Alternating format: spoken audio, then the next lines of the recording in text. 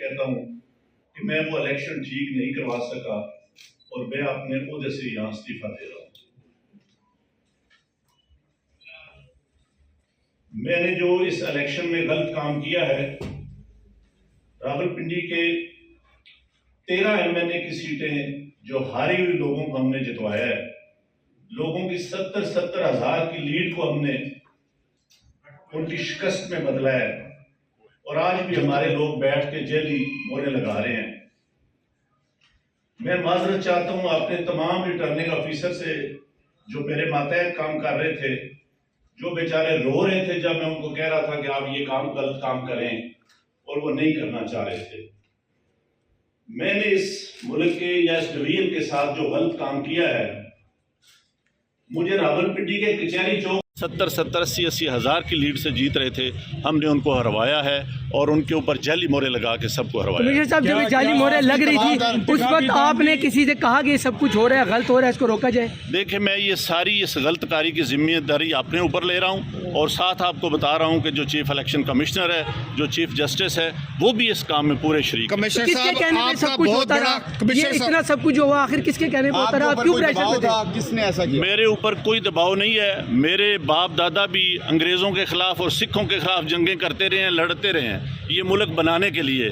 اب میں اس ملک کو توڑنے کا حصہ نہیں بن سکتا۔ کمشنر صاحب، آپ نے راولپنڈی کی بہت بڑی خدمت کی ہے، آپ نے بڑے بڑے میگا پروجیکٹ میں 24 گھنٹے کام کیا ہے۔ یہ بتائیے گا کہ آپ کو چیف الیکشن کمیشن دباؤ میں لا رہا تھا کہ یہ کریں سارے کام، لوگ جیتوں کو آپ نے ہرایا، آپ کو نیند کیسے آتی رہی؟ کس طرح آپ کا ضمیر جاگ گیا؟ دیکھیں، میں نے راولپنڈی کے لیے 16 گھنٹے کام کیا ہے۔ میں نے یہاں رنگ روڈ بنایا ہے، دودھوچا ڈیم بنایا ہے، ہولی فیملی ہاسپٹل بنایا ہے، جم خانہ بنایا ہے، میں نے لاری اڈے بنائے ہیں، مزدوروں کے لیے سینٹر بنائے ہیں، منشیات کے اڈے سینٹر بنائے ہیں۔ سب کچھ میں اپنے ملک کی بہتری کے لیے کرتا رہا ہوں، لیکن آخر پہ میں نے جو اس ملک کے پیٹ میں چھرا گھونپا ہے، مجھے وہ سونے نہیں دیتا۔ میں یہ سکون کی موت مرنا چاہتا ہوں۔ میں نے ظلم کیا ہے، مجھے اس کی سزا ملنی چاہیے، اور باقی بھی اس ظلم میں جو لوگ شامل ہیں، پولیس بھی شامل ہے؟ ان کے نام بتائیں گے جو لوگ آپ کے ساتھ یہاں پر تھے، سینئر افسران جو بھی تھے۔ کہتا ہوں کہ میں وہ الیکشن ٹھیک نہیں کروا سکا اور میں اپنے عہدے سے یہاں استعفیٰ دے رہا ہوں۔ میں نے جو اس الیکشن میں غلط کام کیا ہے، راولپنڈی کے 13 MNA کی سیٹیں جو ہاری ہوئی لوگوں کو ہم نے جتوایا ہے، لوگوں کی 70 ہزار کی لیڈ کو ہم نے ان کی شکست میں بدلا ہے، اور آج بھی ہمارے لوگ بیٹھ کے جیلی مورے لگا رہے ہیں۔